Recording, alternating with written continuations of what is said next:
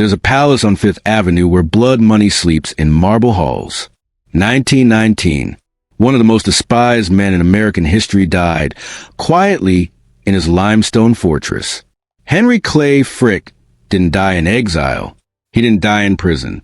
He didn't die answering for the workers he crushed, the families he destroyed, the violence he unleashed. He died surrounded by Rembrandts. And today, over a century later, people line up outside that same mansion, not to protest, not to rage, not to remember the dead, to admire the art. They glide through galleries whispering about brushwork and composition. They photograph gilded ceilings and Renaissance bronzes. They call it beautiful. They call it culture. They call it one of New York's greatest treasures. Almost no one asks the question that should haunt every room. How many people died to build this? This isn't a story about architecture. It's a story about erasure, about how America's industrial titans built monuments to wash the blood from their hands, about how a man so hated that anarchists tried to assassinate him twice, transformed himself into a patron of the arts, about how violence becomes culture when you can afford enough marble. Henry Clay Frick built two mansions, one in Pittsburgh, where he made his fortune breaking strikes and breaking men, another in New York, where he tried to buy respectability with old masters and limestone. Both still stand. Both are open to the public. Both are celebrated as architectural masterpieces. And both were designed to make you forget. Forget the Homestead strike of 1892, where Frick hired private mercenaries to shoot striking workers. Forget the families left destitute. Forget the children who grew up fatherless. Forget the towns that cursed his name. The mansions worked. Today, Frick is remembered as a collector, a connoisseur, a man of refined taste who generously left his art to the public. The workers he destroyed? They don't even have gravestones most people could name. This is the story of the Frick mansions, and the dark truth they were designed to bury. Here's what I need you to understand. By the end of this documentary, you'll never walk through a Gilded Age mansion the same way again. You'll see the invisible price tag on every marble column. You'll hear the ghosts in every gallery. Because the most dangerous lie isn't that these places are beautiful. It's that beauty can erase anything, even murder, if you have enough money.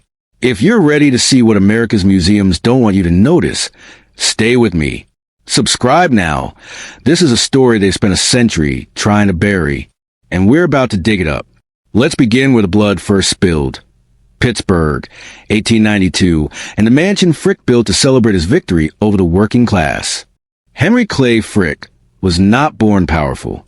December 19th, 1849. A spring house next to his family's homestead in West Overton, Pennsylvania. That's where Elizabeth Overholt Frick gave birth to her second child. Not a mansion, not even a proper house. A spring house, the small stone building where families kept milk cold. His father was a failure. John Frick jumped from job to job, mill worker, farmer, whatever paid. He dreamed of becoming a painter. The dreams went nowhere, but his mother's family? That was different. The Overholts owned the distillery that made Old Overholt whiskey. His grandfather Abraham was one of the richest men in Westmoreland County. Young Clay, everyone called him Clay, never Henry, would walk through his grandfather's mansion and understand something most children never learn. Wealth was real. Poverty was a choice. Here's what nobody tells you about the men who built industrial America. They weren't visionaries. They were accountants with ice in their veins. At 16, Frick worked as a clerk in his uncle's general store in Mount Pleasant. He noticed something. His uncle tracked inventory by memory. Mistakes happened constantly. Money leaked away. Frick started keeping precise books. Every item, every cent. Within weeks, he'd identified where profits were vanishing. His grandfather noticed, hired him as bookkeeper for the distillery at 17. Better pay, access to real business. Then, in 1870, Abraham Overholt died. Frick was 21 years old, suddenly without a job, standing at the funeral of the only man who believed his ambition was something more than arrogance. He looked around Westmoreland County. The landscape was changing, not in ways most people saw, but Frick saw numbers where others saw dirt. This is where the story turns. Because what happened next wasn't luck. It was calculation. 8 miles from Westover and Sac Connellsville. Under that ground, bituminous coal. Rich veins of it. But coal itself wasn't valuable. You couldn't feed it directly into a blast furnace. Too many impurities, gases, oils, tar. You had to bake it first. Drive out everything except carbon. What remained was coke. Dense, clean, perfect for steel production. The coke ovens around Connellsville were primitive in 1870. Beehive-shaped brick structures that men shoveled coal into, then sealed and baked for days. The work was brutal. The profit margins were thin. Frick didn't care about the work. He cared about the math. Steel mills were spreading across Pittsburgh. Every one of them needed coke. Mountains of it. And Connellsville coal made the best coke in America. In March 1871, Frick borrowed $10,000 from Thomas Mellon, a Pittsburgh banker and family friend. He bought coal fields with his cousins and built 50 coke ovens. He was 21 years old. He told people he'd be a millionaire by 30. People laughed. Young men said things like that. But here's what they didn't understand about Frick. He'd already done the math. For the next 8 years, while other coke producers competed on price, Frick competed on control. He bought competitors during the Panic of 1873, when prices collapsed and everyone else was desperate to sell. He secured the best coal lands. He built more ovens. By 1879, his 30th birthday, Frick controlled about 80% of the coke production in the Connellsville region. His H.C. Frick Coke Company operated roughly 1,000 ovens.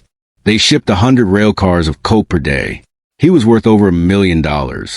In 1879, that's roughly $30 million today. The promise he'd made at 21, he'd kept it with months to spare. December 15th, 1881, Frick married Adelaide Howard Childs in Pittsburgh, 22 years old, daughter of a boot and shoe manufacturer. Beautiful, from a respectable family. They honeymooned in New York, stayed at the Fifth Avenue Hotel for 2 weeks, bought furniture for their new home, a brougham carriage from Brewster and Company, and one afternoon, they sat down to lunch with a man Frick had never met, but whose mills bought trainloads of his coke every week. Andrew Carnegie. Now watch what happens. Because this lunch, this specific meal at the Windsor Hotel, is where American industry changed forever. Carnegie was Scottish, immigrant stock. He clawed his way from poverty to steel empire. He talked constantly about the dignity of labor, the rights of working men. He wrote essays about it, gave speeches. Henry Clay Frick talked about tonnage and cost per unit. Carnegie needed coke. Frick had coke. The partnership that formed in 1882 was built on mutual necessity. Carnegie gained control of coke supply. Frick gained Carnegie's capital to expand. But here's what the history books gloss over. Carnegie took majority ownership of Frick's company almost immediately. The 20-year partnership that built the largest steel empire in the world was never between equals. Frick had lost control of the business. He'd built from nothing. What he gained instead was something more dangerous. Power without ownership. Authority without final say. The ability to run Carnegie's steel company like his personal kingdom, as long as Carnegie approved. In 1889, Carnegie essentially retired from daily operations, made Frick chairman, told him to maximize production and minimize costs. Frick was 40 years old, in charge of the most productive steel operation in America, and completely clear about one thing. Labor unions were inefficient, not immoral, not evil, just expensive. They limited production. They demanded wages based on sentiment rather than market rates. They made workers believe they had rights that, in Frick's view, didn't exist. Property rights existed. Contract rights existed. But the idea that a man's labor entitled him to anything beyond the wage he'd agreed to accept, that was emotion. Frick dealt in numbers. The Amalgamated Association of Iron and Steel Workers had a contract with Carnegie Steel. It expired June 30th, 1892. Frick decided not to renew it. This was not a negotiating position. This was a decision. The union would be gone. The Homestead Works would operate under management control. Wages would be set by the company. Production would increase. If you're wondering when America started hating Henry Clay Frick, this is the moment. Not when he built his fortune. Not when he partnered with Carnegie. Not even when he announced wage cuts. It's what he did next. In June of 1892, before the contract expired, Frick ordered construction of a fence around the entire Homestead works. 3 miles long, 12 feet high, topped with barbed wire, with platforms inside for armed guards, with holes cut at rifle height. The workers called it Fort Frick. On June 29th, Frick locked out the entire workforce. All 3,800 men, union and non-union alike, told them the plant would reopen when management decided it would reopen, with workers who accepted management terms. The town of Homestead, 14 miles upriver from Pittsburgh on the Monongahela, was a steel town. Almost every family depended on the mill. Grocery stores extended credit against mill wages. Landlords set rent based on mill pay. Churches survived on mill donations. Frick had just cut off the economic oxygen to an entire community. The workers seized the plant. Peacefully at first, they just refused to leave. They'd built this mill with their labor, worked in it for years. In their minds, they had a claim beyond their paychecks. Frick had a different view. He owned the plant. They were trespassing, and he would remove them. On July 5th, 1892, just after midnight, 2 barges moved up the Monongahela River toward Homestead. Inside, 300 men from the Pinkerton National Detective Agency, armed with Winchester rifles, wearing badges that read Watchman, Carnegie Company. Most had been hired in lodging houses that day for $2.50. Many didn't know where they were going or what they'd be doing. They'd been told they were security guards. Nobody mentioned that they'd be breaking a strike in a town ready for war. The workers were waiting. What happened next was not a labor dispute. It was a battle. At 4 a.m., the barges reached the Homestead works. Pinkerton agents began moving toward shore. The workers, thousands of them now, including women and children from the town, blocked the landing. Someone fired a shot. Historians still argue about which side. Then everyone fired. For 13 hours, the town of Homestead fought the Pinkerton detectives. Workers fired from the riverbank. Pinkertons fired from the barges.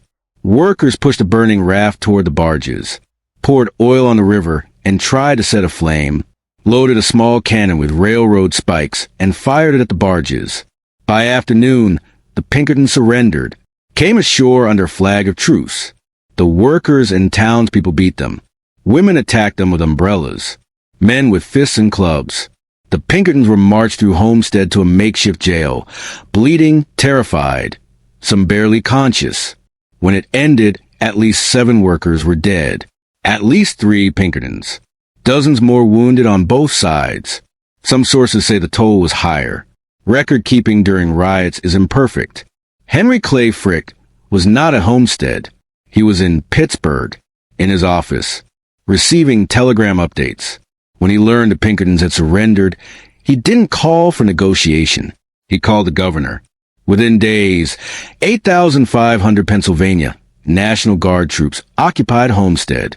Under armed military protection, Frick reopened the plant with strikebreakers. The Amalgamated Association tried to hold out. They lasted until November before surrendering. The union was destroyed.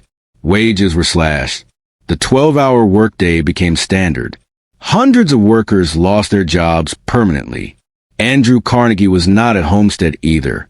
He was in Scotland, on vacation, sending cheerful letters to Frick about trout fishing and Highland weather. He let Frick take sole responsibility, sole blame, sole hatred.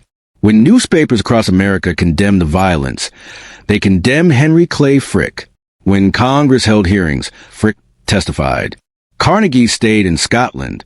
The public called Frick the most hated man in America. Carnegie kept his reputation as a friend of labor, kept giving speeches about workers' dignity. Let Frick be the villain. Their partnership survived another 7 years. Barely. But something fundamental broke at Homestead. Not between Frick and Carnegie. That would shatter later. Between Frick and America. He'd won. The Union was gone. Production soared. Carnegie Steel's profits jumped to $4 million a year after Homestead, then $7 million, then $40 million. But Henry Clay Frick would spend the rest of his life trying to erase what happened on the Monongahela River in July of 1892. The mansions came later. The art collection came later. The transformation from industrialist to philanthropist came later. All of it.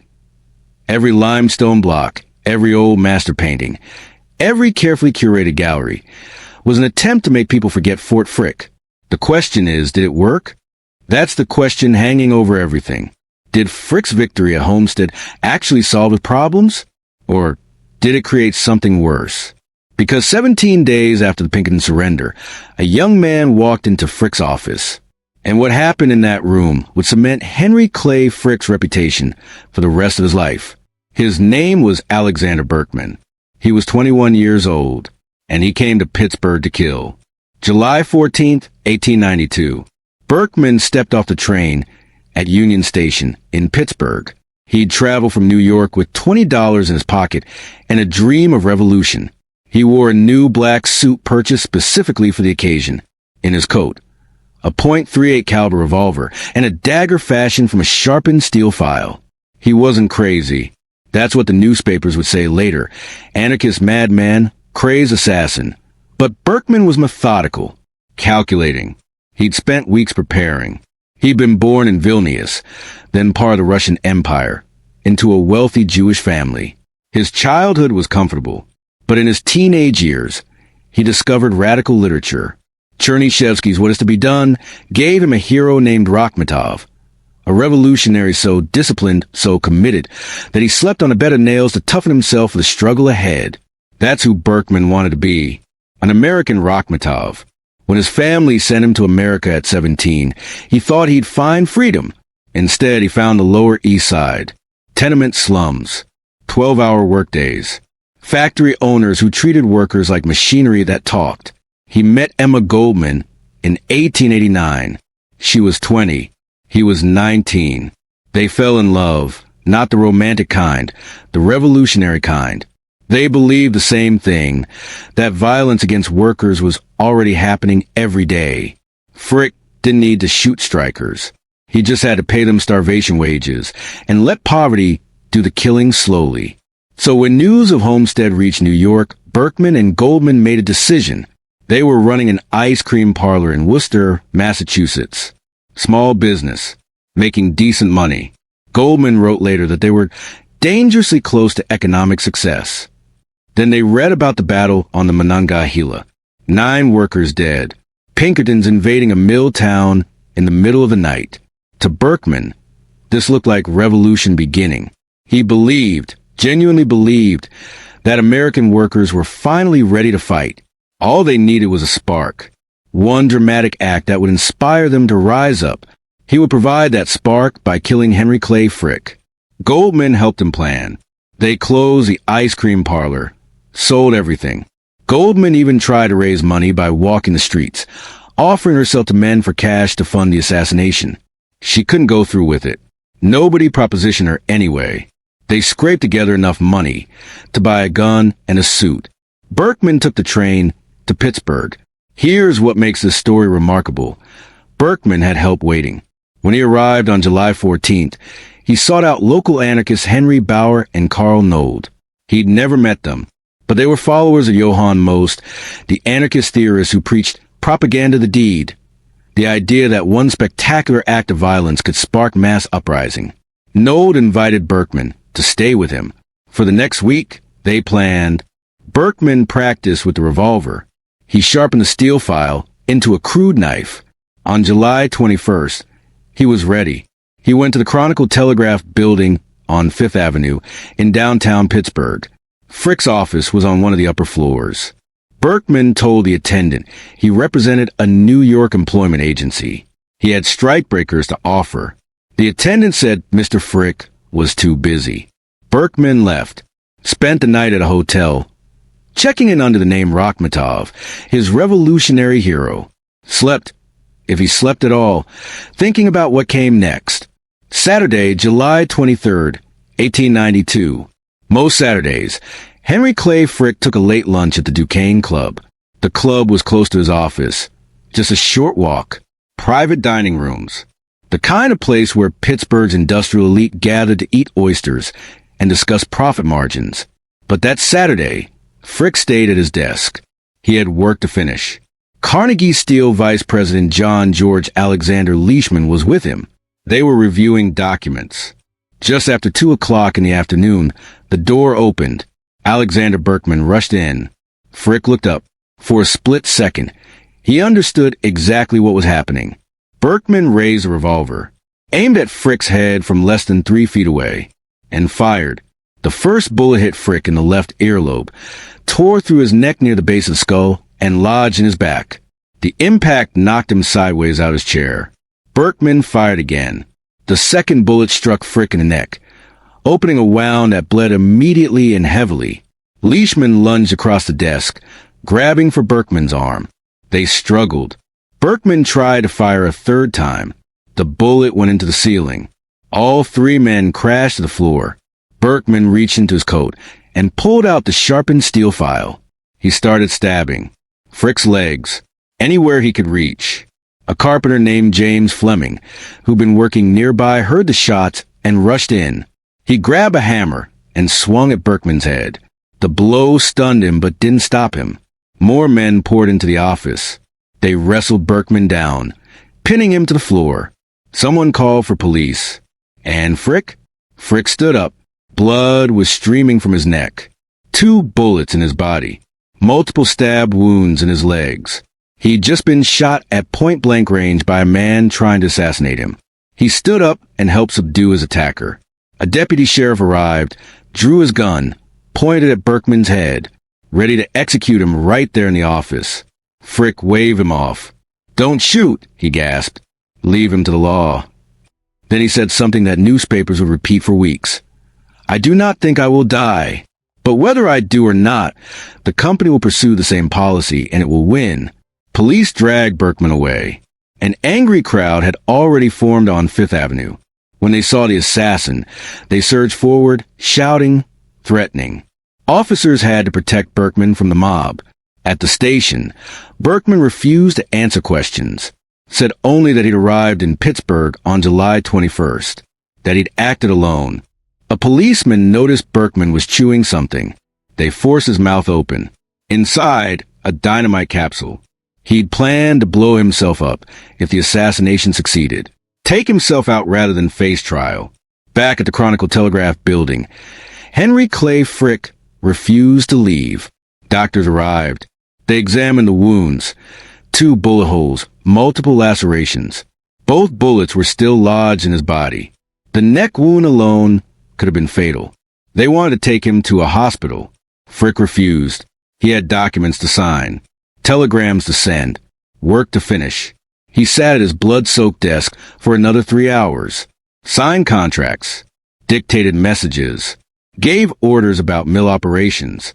Only when every piece of business was completed did he allow himself to be taken home to Clayton, his estate in Pittsburgh's East End. The assassination attempt made national headlines immediately. Frick shot by an anarchist. Chairman of Carnegie Company attacked in his office. Every newspaper in America ran the story.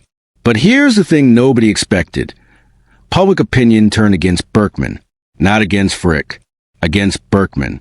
The workers at Homestead, the men who'd fought the Pinkertons, who'd spent weeks striking for better wages, they disavowed the assassination attempt, released statements condemning political violence.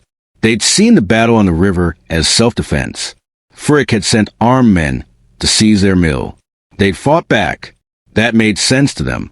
That fit within their understanding of American rights. But sending a stranger to murder a businessman in his office? That was terrorism. That was foreign. That was the kind of thing Russian anarchists did, not American workers. The strike collapsed within weeks. Not because of military force, though Governor Patterson's 8,500 Pennsylvania militia certainly helped Frick reopen the mills, but because Berkman's bullets had poisoned public sympathy. Americans who'd been horrified by the Pinkerton invasion, who'd supported the workers' cause, now saw the conflict differently. If the strikers' allies were anarchist assassins, maybe Frick wasn't a monster after all. By mid-November, the Amalgamated Association of Iron and Steel Workers surrendered. The union was destroyed. Roughly 2,500 men lost their jobs permanently. Those who stayed had their wages cut in half. The 12-hour workday became standard.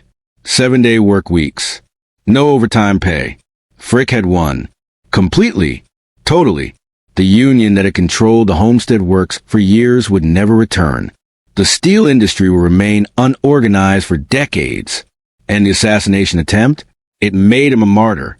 Newspapers that had criticized Fort Frick now praise his courage. Frick faces death and returns to work within days. The headlines read, "He became a symbol of American resilience. The businessman who refused to be intimidated by violence." Carnegie sent cheerful letters from Scotland. Congratulations on surviving. Praise for Frick's steady hand. But Carnegie didn't come home.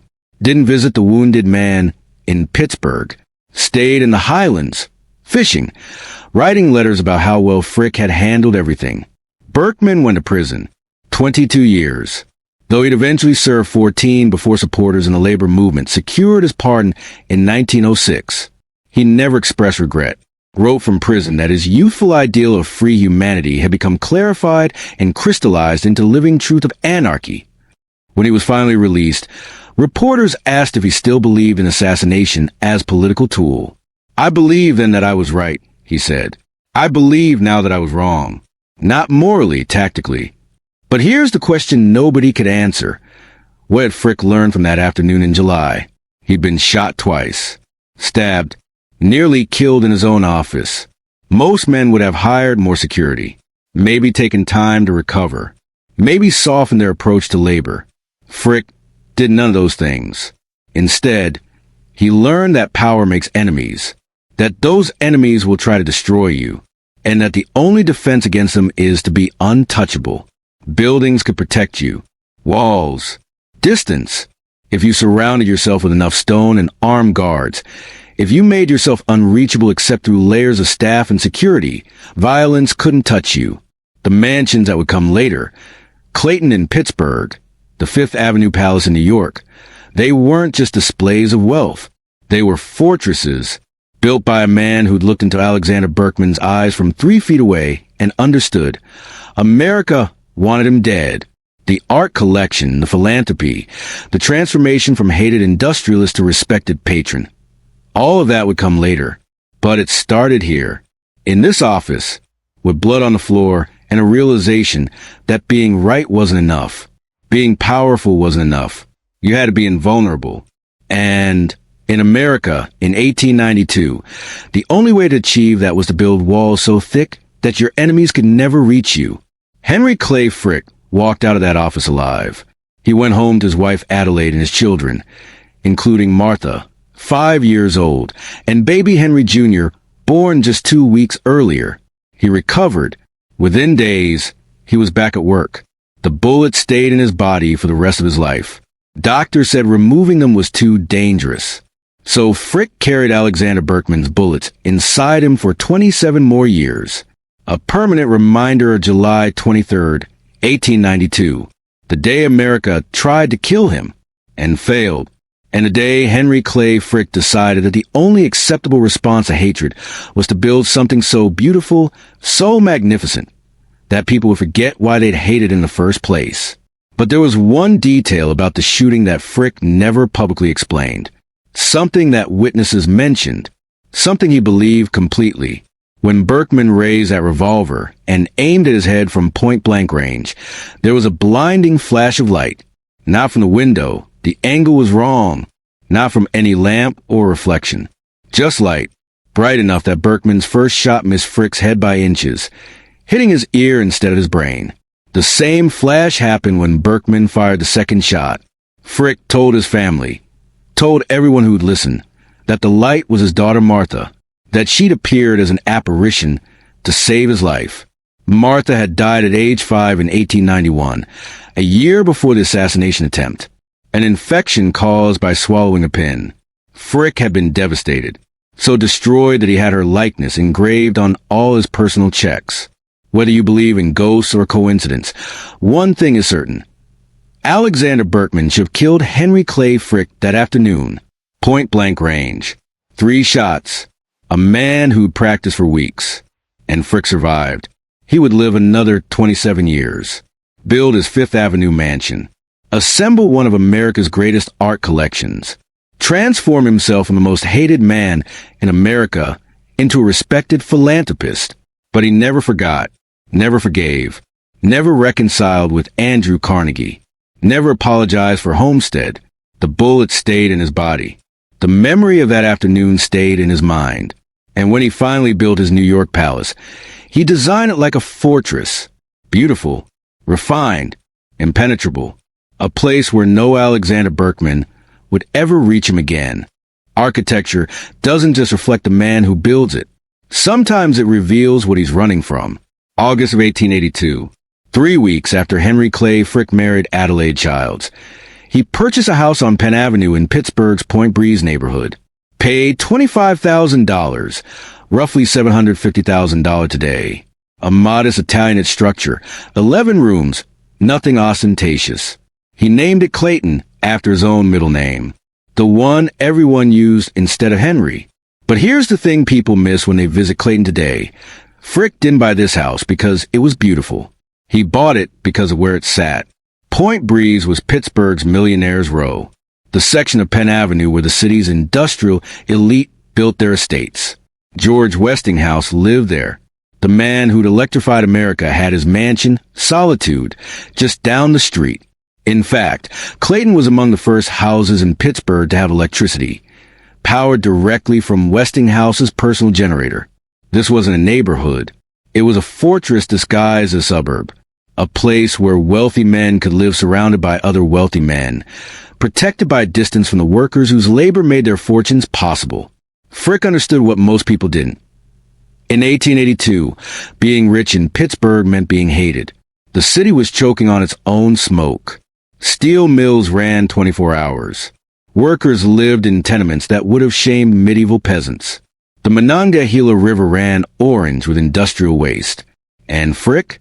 He controlled the coke that fed those mills. He was getting richer by the hour. Clayton wasn't large enough to match his growing wealth. Not yet. The couple moved in early in 1883. Adelaide gave birth to their first child, Childs Frick, that December. A daughter, Martha, followed in 1891. Then Helen in 1888. And finally Henry Jr. in 1892, just 2 weeks before Alexander Berkman walked into Frick's office with a gun. That's when Clayton stopped being a house and became a statement. Frick hired Frederick J. Osterling, Pittsburgh's most sought-after architect, told him to transform the modest 11-room house into something that announced permanence, power, the kind of structure that said, "I'm not going anywhere and you can't make me leave." Osterling delivered. The renovation expanded Clayton to 23 rooms, added turrets, a balcony, chateau-style architecture that evoked French nobility. The message was clear. Frick saw himself not as American nouveau riche, but as European aristocracy. The walls grew thick. The windows were positioned carefully, large enough for light, small enough to control sight lines. The entrance required visitors to pass through controlled spaces before reaching the family's private rooms. This wasn't paranoia. This was a man who just survived 2 gunshots and multiple stab wounds. A man who'd learned that his downtown office could be breached, that assassins could walk through doors. But here's what nobody tells you about Clayton. It wasn't enough. Walk through it today. 93% of the original furnishings remain, and you'll see what Frick filled it with. Old master paintings, fine furniture, the trappings of culture and refinement, a nursery with children's toys, a breakfast room with a high chair. It looks like a family home. And it was also a monument to a man trying desperately to prove he was more than what Homestead made him. Pittsburgh never forgot. The city remembered the Pinkerton battle, remembered the dead workers, remembered Fort Frick and the strikebreakers and the Pennsylvania militia occupying a mill town. No amount of French architecture could erase that, and Frick knew it. He could feel it every time he rode through Pittsburgh. The stairs, The curses muttered just loud enough, the way mothers pulled their children closer when his carriage passed. So in 1905, he made a decision. He was moving his family to New York. But before New York, there was a test, a proving ground, a place where Frick could see if distance and architectural grandeur could finally buy him what Pittsburgh refused to give, acceptance. In 1902, Frick purchased land in Pride's Crossing, Massachusetts, a village on Boston's North Shore, about 25 miles north of the city. This wasn't just any location. This was where America's oldest money summered. Pride's Crossing was named for John Pride, granted land there in 1636. By the turn of the 20th century, it had become a retreat for the kind of families whose wealth predated the Industrial Revolution. The Lorings, the Amorys, Boston Brahmins who could trace their lineage back to the Mayflower. These were not Frick's people. They were Protestant, old money, the kind who believed that how you made your fortune mattered as much as the fortune itself. And Frick? Frick had made his in coke and steel and broken unions. But he had something they didn't, more money than most of them combined. In 1904, he hired the architectural firm Little and Brown, told them he wanted the grandest summer home on the North Shore, bigger than anything in Newport, longer than the White House itself. What emerged was Eagle Rock, 104 rooms, Neo-Georgian in style, built with brick and trimmed with limestone. The front facade measured 200 feet across, 30 feet longer than the southern facade of the White House. Watchtowers, eagles, the birds nested there, giving the estate its name. The scale was obscene. To prepare the lawns alone required 48,000 yards of fill and loam, transported by special train. A dedicated rail spur was built at Pride's Crossing Station just to handle the deliveries. 2/3 of a train arriving daily for 2 months. 1,650 carloads of dirt. 4 grass. The Fricks would arrive in their private Pullman carriage each June. It was parked in its own shed at the station.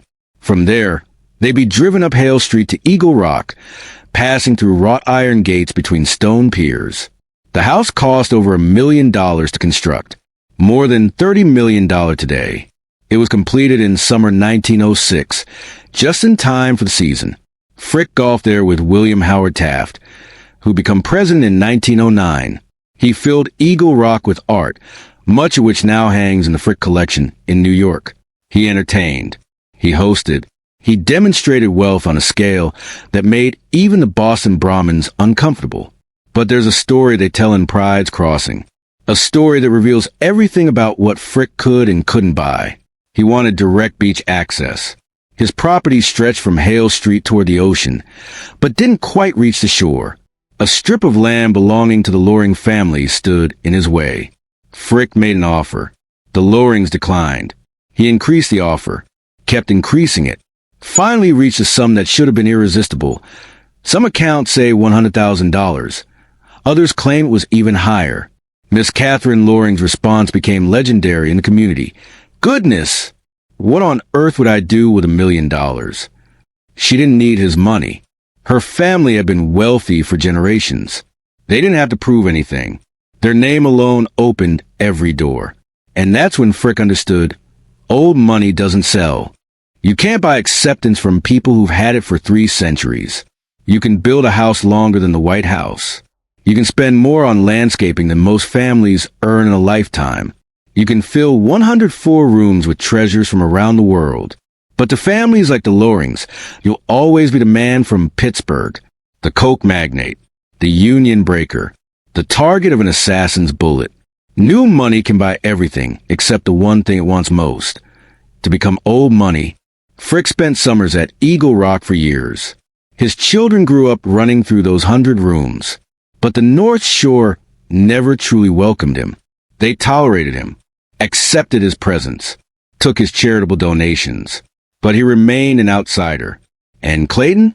The Pittsburgh mansion sat mostly empty after 1905. The Fricks returned occasionally, Christmas, brief visits, but they'd abandoned it as a primary residence. Pennsylvania was their past. Massachusetts was supposed to be their escape. It wasn't enough. By 1913, Frick understood that neither Pittsburgh nor Massachusetts would give him what he needed. Pittsburgh would never forgive Homestead. Pride's Crossing would never forget he wasn't one of them. There was only one place left. One city where new money could reinvent itself through architecture and art. Where the right address and the right collection could erase almost anything. New York, 5th Avenue, between 70th and 71st Streets. Where the Lenox Library had stood until the New York Public Library opened and made it obsolete. Frick had been watching that plot for years. Waiting. Planning.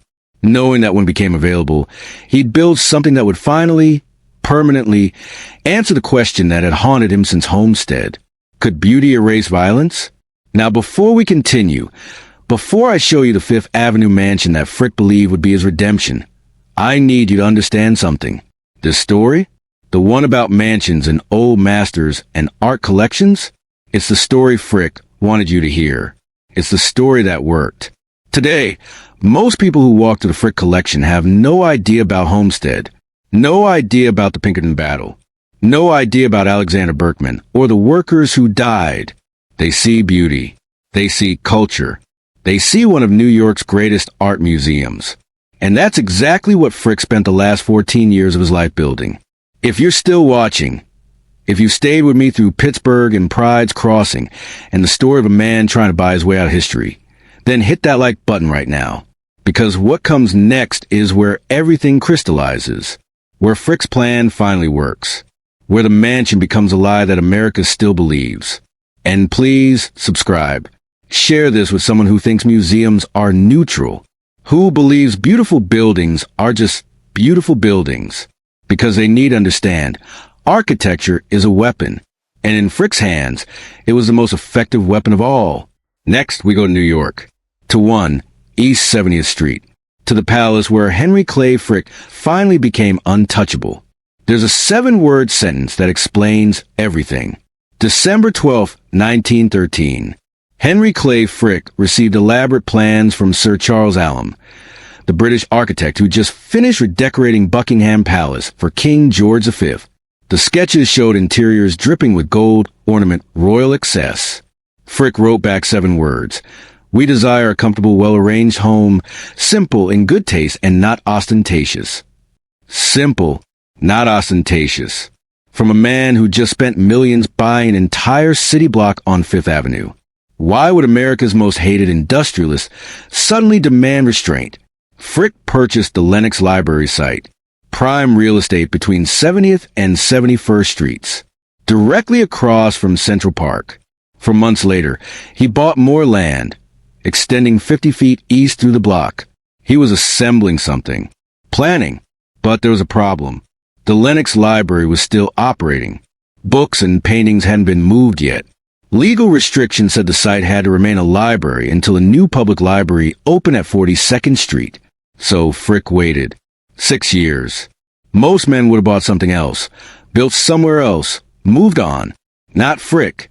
He was 57 years old when he purchased that land. Most men at his age with his wealth would be in a hurry. Frick wasn't in a hurry. He was calculating. During those 6 years, something happened that nobody talks about. Frick traveled to London, visited the Wallace Collection at Manchester Square. The Hertford family's townhouse had opened as a museum in 1900, and Frick studied it, walked through those rooms, understood something that would change everything about his plans. Museums built as palaces feel cold. Houses built to become museums feel like home. The Wallace Collection wasn't overwhelming. It was domestic. Paintings hung in rooms that felt livable. Furniture you could imagine using. That's what people remembered. Not institutional grandeur, intimacy. That's what Frick wanted. The Lenox Library collections finally transferred. The restrictions lifted. Workers tore down Richard Morris Hunt's building. 40 years of architecture, demolished. Every stone cleared. The plot sat empty. And Henry Clay Frick hired Thomas Hastings. Hastings had studied at the École des Beaux-Arts in Paris. Won their architecture competition in 1883. He understood classical proportions. More importantly, he believed the 19th century had seen too many revival styles, too much fashion, Too much excess. He believed in buildings that would outlast trends. Look at what was rising on Fifth Avenue in 1913. The Vanderbilt mansions. French chateaux with towers and turrets screaming wealth from blocks away. Hastings designed something different. 3 stories. Indiana limestone. Elegant but controlled. The facade borrowed from the Louvre's East Wing, but simplified, refined. The house sat back from Fifth Avenue. A raised garden created distance between the street and the entrance. Not a fortress. Not a palace announcing itself. A buffer. A pause. An invitation that required you to slow down. And here's the detail that matters. The contractors Frick hired weren't residential builders. William Bradley and Son did limestone work for banks. Post and McCord built steel structures for office buildings. Caldwell Wingate did masonry for government facilities. These were the firms that built structures meant to last centuries. But the real conspiracy wasn't the exterior. It was what Hastings put inside. Most mansions from that era were designed around entertaining. Grand staircases, ballrooms, rooms scaled for showing off. Hastings designed a 100-foot art gallery as the centerpiece of the first floor. Not a ballroom, not a reception hall, an art gallery, the largest private gallery space in New York at the time.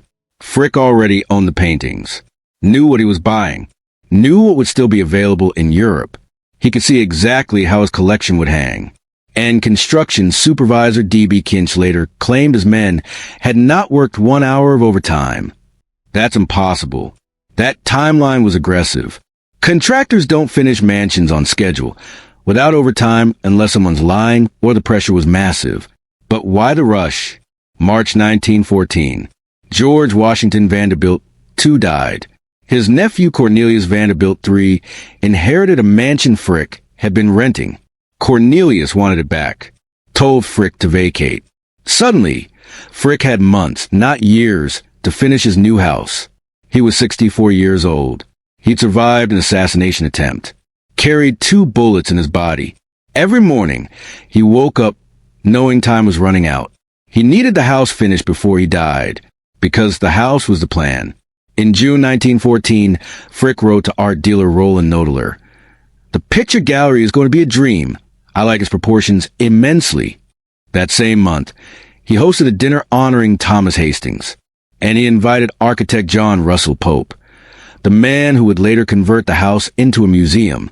1914, 21 years before the house would officially become a museum, Frick was already introducing his architect to the man who'd do the conversion. The next day, Hastings wrote to Frick, "It means everything to me to have had so many artists see my work." Artists, not socialites, not industrialists. Artists, because that's who Frick wanted to impress. The people who'd walk through after he was gone and decide whether his collection mattered. November 16th, 1914. The Frick family moved in. 3 people. Adelaide, his wife. Helen, their daughter. Their son Charles never lived there. He was already married. 3 people. 27 servants. 60-some rooms. 2 days later, Frick wrote that the house still had doors without locks, a breakfast room without a table, a sitting room without furniture. He'd spent $5 million, equivalent to $150 million today, and moved into an unfinished house. Why? Because every month mattered. Every season counted. He needed to live in that house, needed to hang his paintings, needed to prove it worked as both residence and gallery. For 5 years, that's what he did. Wanted the rooms. Study where light hit the paintings at different times of day. Kept buying Rembrandts, Vermeers, Titians. In his final month, he carried a blue quilt through the house, sat in the 100-foot gallery, looked at his paintings. He knew they'd outlast him. December 2nd, 1919. Ptomaine poisoning from lobster. Heart failure. Dead at 70. And the plan activated. His will was explicit. The house and all art in it would go to the public. But Adelaide could live there as long as she wanted. The mansion wouldn't become a museum until after her death. Adelaide lived 12 more years. She and Helen stayed. The paintings didn't move. The furniture stayed in place. Everything froze. 12 years. Most of the house remained unchanged from 1914 until 1931. Adelaide died in October 1931. 43 years after Homestead, the workers who'd fought the Pinkertons were retired or dead. The generation that remembered why America hated Henry Clay Frick was dying off. Time was part of the strategy. Now listen carefully to what I'm about to tell you. When you visit the Frick collection today, you're walking through a house designed from day one to erase violence. Every room was calculated, every wall planned. The restraint wasn't modesty, it was camouflage. Frick understood what the Vanderbilts didn't. Palaces get torn down, but houses that feel timeless, houses that look like they've always been there, those survive. And if you fill one with enough beauty, people forget to ask how you paid for it.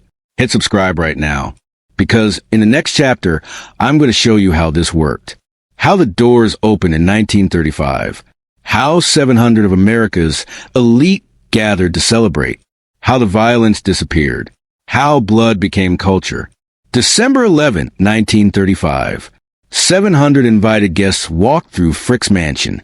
The names were printed in the New York Herald Tribune the next day. Colonel and Mrs. Charles Lindbergh, the Astors, the Rockefellers, the Mellons, members of the Carnegie family, Andrew Carnegie's heirs standing in Henry Clay Frick's house, admiring his art. The men who despised each other, whose partnership ended in lawsuits and rage. Their families would now gather together celebrating Frick's legacy. The museum opened to the public 5 days later. And here's what you need to understand. I searched every major newspaper's coverage. New York Times, Herald Tribune, Washington Post, Christian Science Monitor. The word Homestead appears exactly 0 times. Pinkerton, 0 times. Strike, 0 times. Union, 0 times. Instead, the Times wrote about the collection's informality having amusing overtones. The Christian Science Monitor called one of the world's treasuries of art. 43 years after men died on the Monongahela, and the violence had vanished. But there's something else nobody talks about. The workers who died at Homestead. Peter Ferris, Henry Striegel, Thomas Weldon, John Morris, Joseph Sothak, Silas Wayne, George Rutter. Their families were still alive in 1935. Some lived in Pennsylvania, close enough to take a train to New York. Did any of them try to visit? Because there was a rule, a restriction that existed from day one and remains today. Children under 10 are banned. The official reason? Protect the paintings. But think about what that actually means. The workers' grandchildren in 1935, the 10-year-olds whose grandfathers had died, couldn't enter. Too young, too likely to ask questions, too innocent. The museum was designed to keep them out. In the first week, 5,000 people walked through. Within 6 months, 100,000 visitors. They stood before Bellini's St. Francis, admired the Fragonard room, sat on furniture worth more than most families earned in a lifetime. And what they learned about Henry Clay Frick was this. Collector, philanthropist, man of refined taste who left his art to public. The transformation was complete. Lewis Mumford, one of the few critics who saw through it, wrote in the New Yorker that the decorative objects diverted visitors' attention from the art. He thought he was criticizing bad museum design. He was actually describing the strategy. The furniture, the domestic atmosphere, all of it worked together to make you forget where the money came from.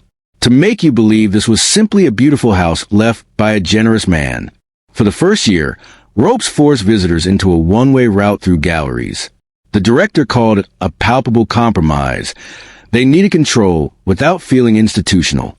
After a year, they removed the ropes, let people wander, touch the banisters, experience the art like Frick had as something you live with, and it worked. People stopped asking questions.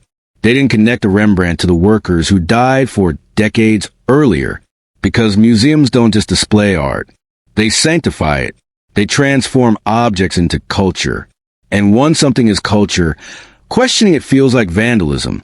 Now here's where the erasure becomes complete.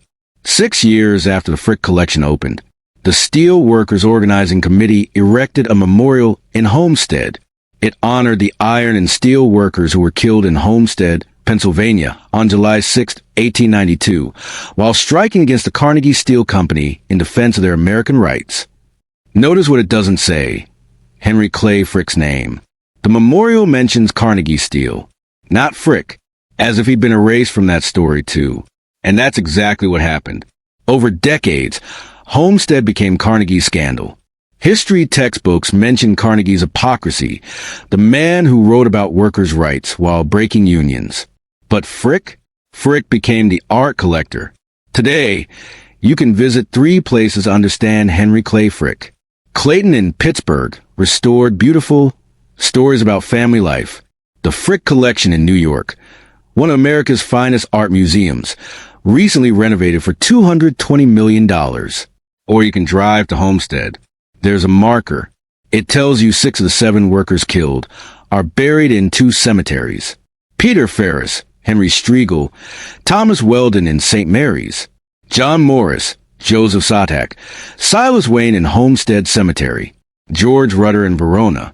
The marker was erected in 1993, 101 years after the battle. Most people have never heard of it. Most people who visit Pittsburgh go to Clayton, take photos, admire the architecture. They don't visit Homestead cemeteries. That's not an accident. That's the erasure machine working exactly as designed. And here's the final perfect detail. Recent critics reviewing the Frick collection called it a quiet and peaceful retreat, and one of the finest examples of avenue architecture that fortunately have been preserved. Fortunately, preserved, as if the mansion's survival was luck, as if it wasn't designed from day one to outlast memory, outlast scandal, outlast a generation that knew why Henry Clay Frick was hated. Listen to me carefully. Every major museum in America has this story. The Morgan Library, built with money from financial panics that destroyed families. The Guggenheim, copper mining fortunes that poisoned workers. The Getty, oil money and tax schemes. They all figure out the same thing: build something beautiful enough, and people forget how you paid for it. So here's what you're going to do right now. Hit subscribe. Not for me, for yourself. Because the next time you walk into any museum funded by industrial wealth, you need to remember this story. Ask yourself, whose names aren't on the walls? Drop a comment. Tell me, how many museums have you visited without asking where the money came from? The Frick collection is still open, still celebrated, still teaching millions that Henry Clay Frick was a man of culture. And in Homestead, 7 workers are buried in cemeteries most Americans will never visit. That's the erasure machine, and it's still running. Here's something you need to see. Walk down 5th Avenue today. Between 51st and 52nd Streets, where William Henry Vanderbilt's Triple Palace once stood, where 3 interconnected mansions house his daughters, in matching brownstones you'll find H&M, Godiva, and Juicy Couture. At 57th Street, where Cornelius Vanderbilt II built the largest single-family house in New York City, 130 rooms. Designed by Richard Morris Hunt himself, you'll find Bergdorf Goodman. At 65th Street, where Caroline Astor held court over 400, where her ballroom defined New York society for a generation, Temple Emmanuel, one of the largest synagogues in the world. Every single one. Gone. The Vanderbilt mansions demolished in 1926. The Astor Mansion torn down the same year. The Brokaw Mansion at 79th Street, despite being designated a landmark in 1962, demolished anyway in 1965. Most were sold for less than $3 million. Less than half what they cost to build. The land underneath was worth more than the palaces sitting on it. And here's what makes it chilling. These weren't ancient buildings. They were 40 years old, 50 at most. Built in the 1880s and 90s, demolished in the 1920s. One generation. That's all it took for America's greatest mansions to become inconvenient. But there's one that survived. One, East 70th Street, the Frick Mansion, still standing. While Cornelius Vanderbilt II's palace became a department store, while Caroline Astor's ballroom became a house of worship, while the Brokaw Mansion became a 33-story apartment tower, Frick's house remained exactly what it was built to be, a residence, then a museum, but always itself, never demolished, never converted, never compromised. Why? That's the question nobody asks. Because the answer reveals everything about what Henry Clay Frick understood that the Vanderbilts didn't. Let me show you something the history books don't mention. In 1926, the year the Vanderbilt and Astor mansions were torn down, New York City passed a new zoning ordinance. The advent of income taxes had made maintaining these palaces ruinously expensive. The families couldn't afford the property taxes, couldn't afford the staff, couldn't afford to heat buildings designed when coal was cheap and servants were plentiful. Most sold. Developers bought the land, tore down the mansions, built skyscrapers that generated income from multiple tenants instead of housing one wealthy family. But the Frick Mansion was exempt from commercial development restrictions. Why? Because in 1926, the mansion was already designated for future museum use.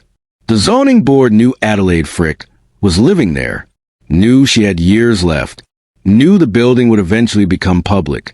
So they wrote the restrictions to accommodate that future. Frick had planned this in 1914, 12 years before the zoning changed.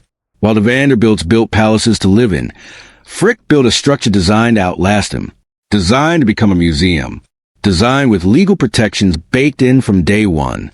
He'd seen the future, and he'd built for it. But there's something else, something nobody talks about. The Frick Mansion survived not just because of legal protections. It survived because of what it represented. The Vanderbilt mansions screamed wealth, towers, turrets, French chateaux architecture, buildings that announced themselves from blocks away. They were statements, decorations. Look at us. Look at what we own.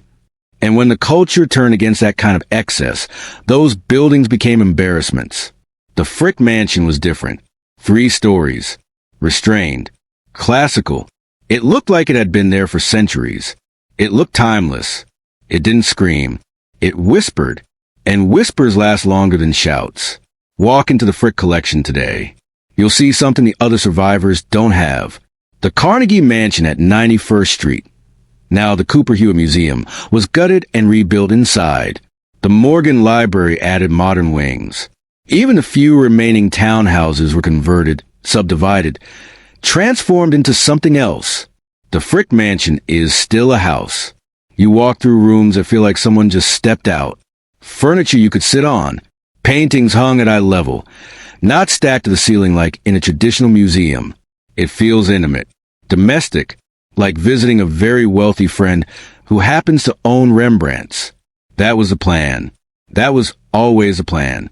Frick studied the Wallace collection in London, understood that mansion museums offered something public institutions couldn't.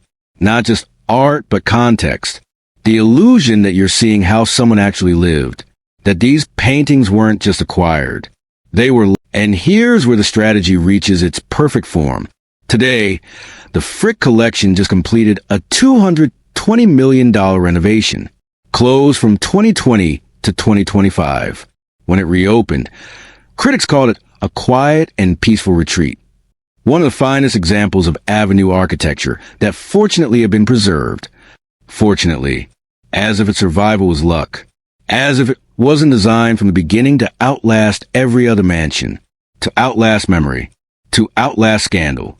To outlast a generation that knew why Henry Clay Frick was hated. The Vanderbilts built to impress their contemporaries. Frick built to outlast them. The Astors built for society. Frick built for history.